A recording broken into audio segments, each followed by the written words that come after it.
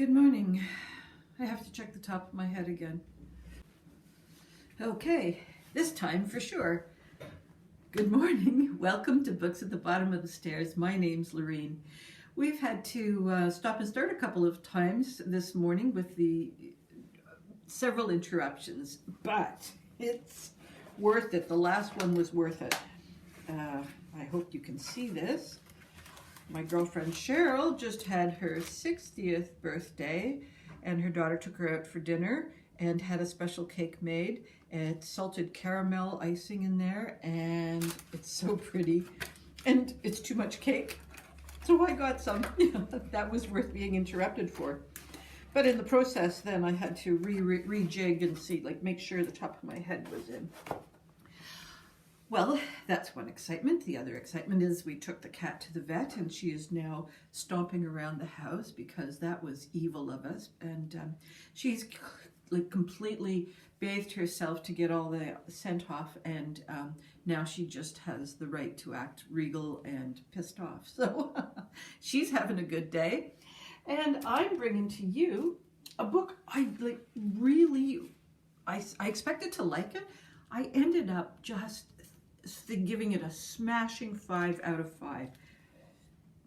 This is Warm Hands of Ghosts by Katherine Arden, who also wrote The Bear and the Nightingale, and that is a series of 3 books that I spoke about The Bear and the Nightingale to you guys probably in January, I'm not positive. And then the second one in the series is The Girl in the Tower.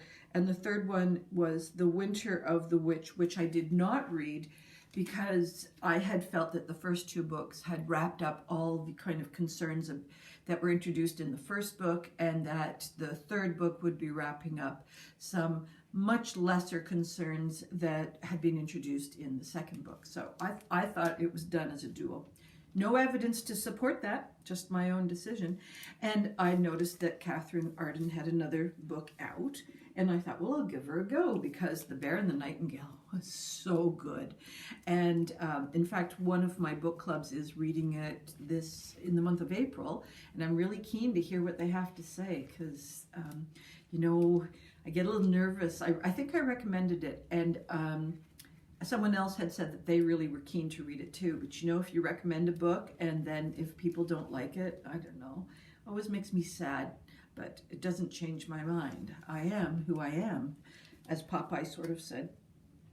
Okay, what have we got here? We've got Laura Ivan, who is in Nurse in 1918, and she is in the forefront of the war in Europe, and she is sent to the field hospitals, and one of the field hospitals that she is at is very close to an ammunition spot because the heads up, the big wig guys are like, no one's going to shoot at a hospital, we can hide the ammunition nearby. The spies are going to go, whoa, they've got this ammunition right beside a hospital. And the other guy is going to go, oh, who cares? Boom. Yeah, we've seen that before, haven't we? So that's Laura's sort of entry in and out of the war. She has a brother, Freddie, who's also in the lines and is at Passchendaele and Ypres. And what's the other one? There's another one that's really a bad spot.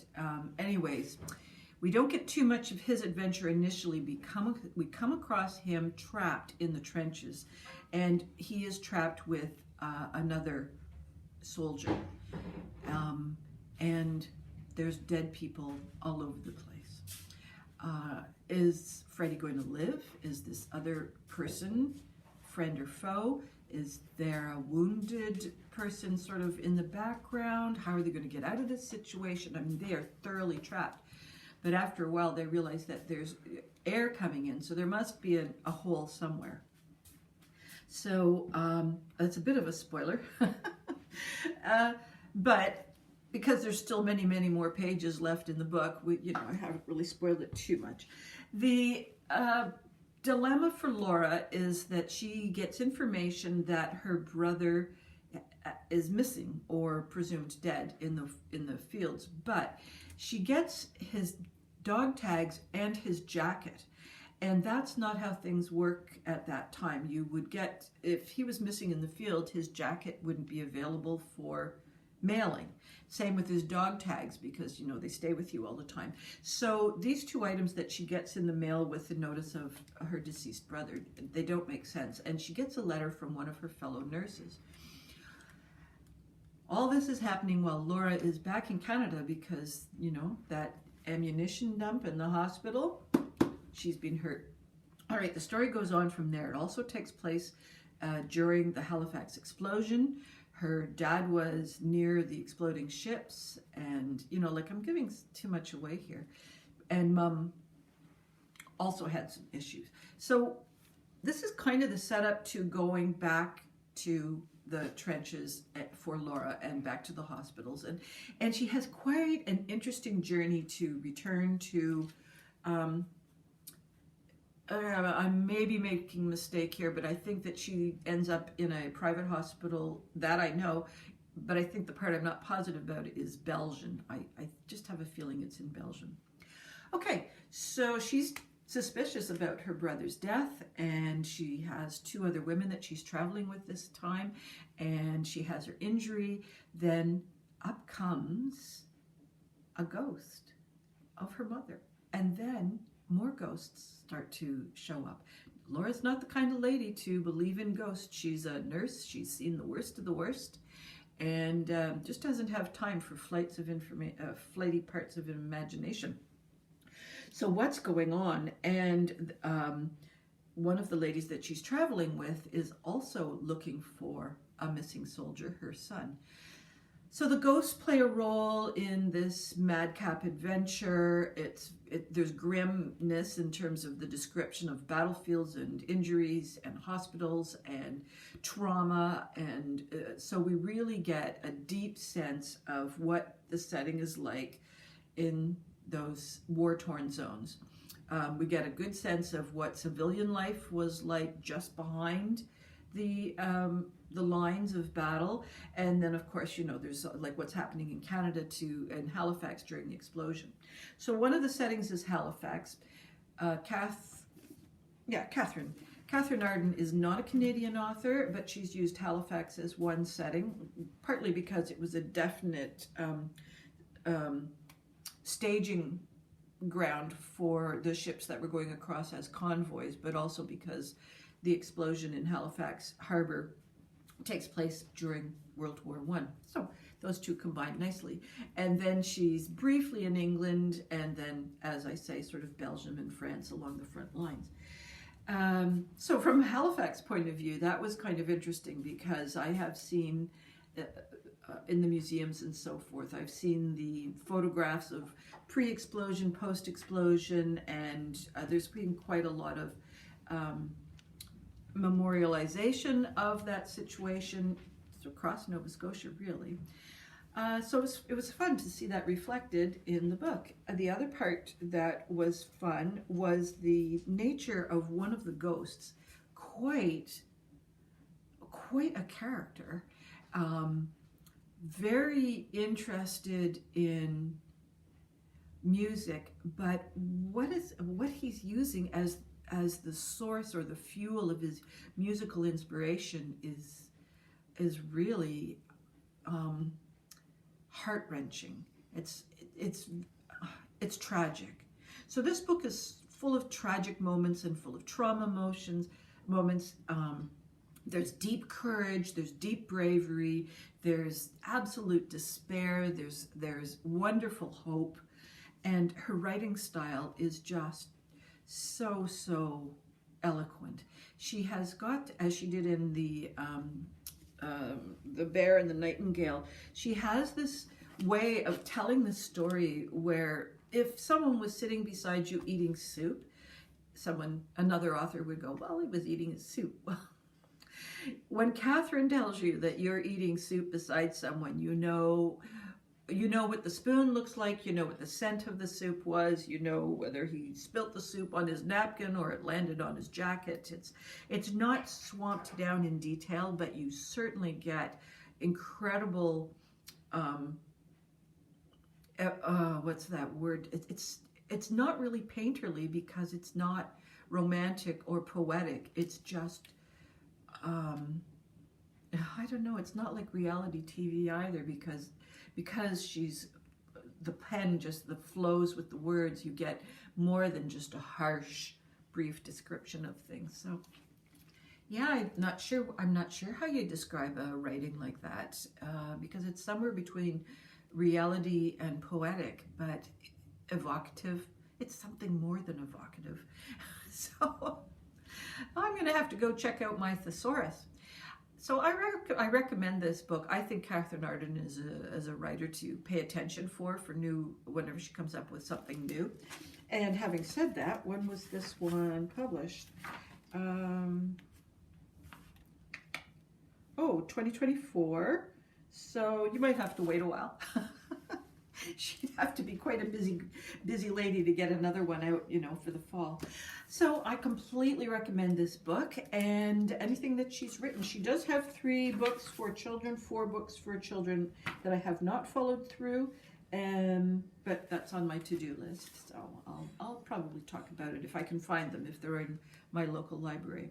The other thing I wanted to talk to you about is some of the BookTube channels that I watch.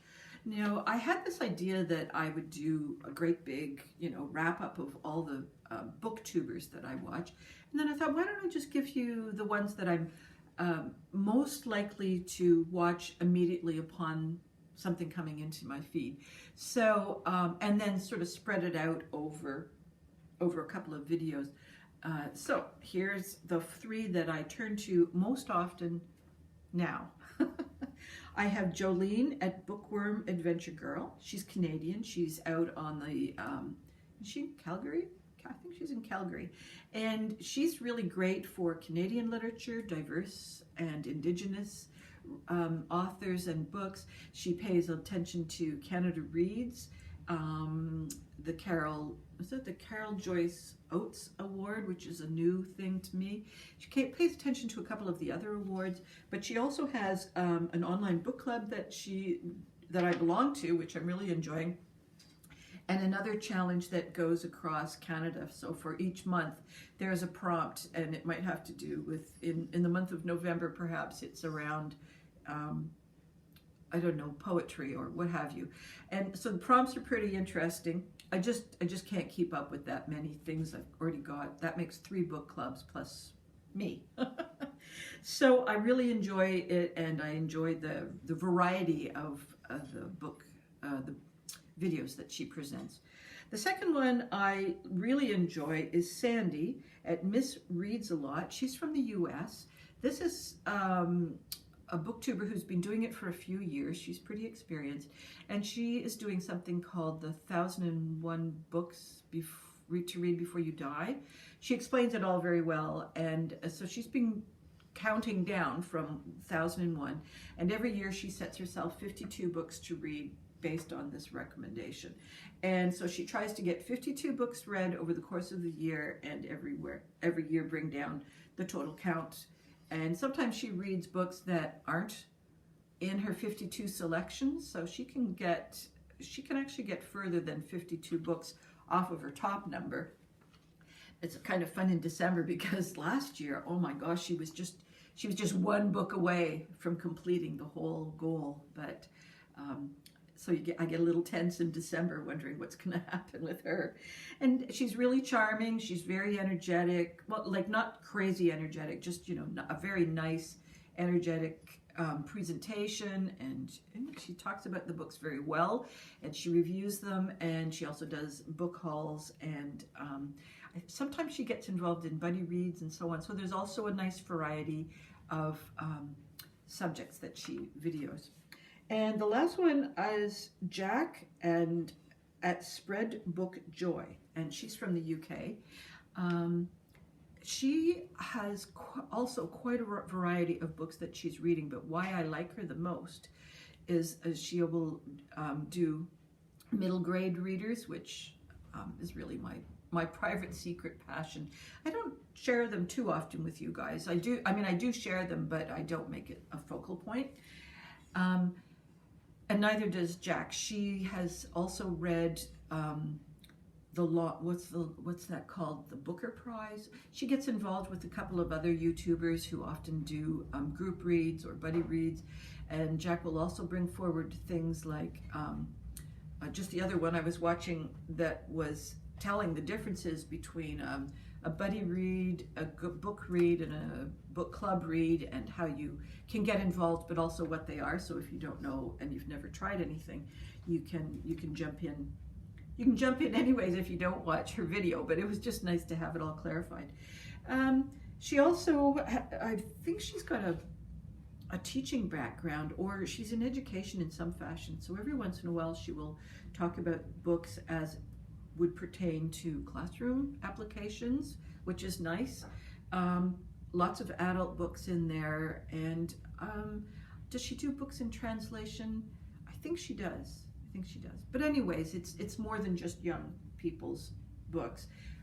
Although that's what she's focusing on in March, because that's the month of March Middle Reads, which is also the month for mysteries, and which is also the month for mammoth books. And really what you need is a mammoth middle book mystery to check them all off the list. And there's no way I'm going to read one of those. That just, no. Anyhow, that's it for me. I'll probably get a couple more booktubers that I would recommend for watching. I'll link it all in the doobly-doo below. And I guess that's it for me. I hear a cake calling. Take care. I hope all your reading dreams and adventures continue to come true. And I will see you next time. Bye-bye for now.